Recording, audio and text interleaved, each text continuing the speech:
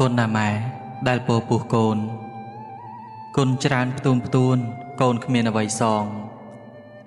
គុណខ្លាំងណាស់បីបាច់ថ្នាក់ថ្នមគុណឲ្យផ្សងបានជួបម៉ែទៀតកូនណាម៉ែតែងលើកលែងទោស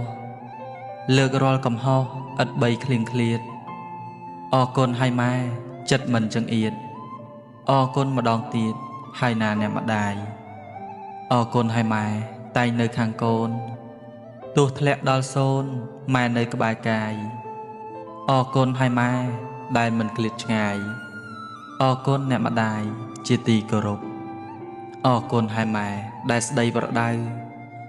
កូនដែលនៅក្បែរកូនថ្ងៃយប់កូនខ្លាំងណាស់អ្នកម៉ែជាម្លប់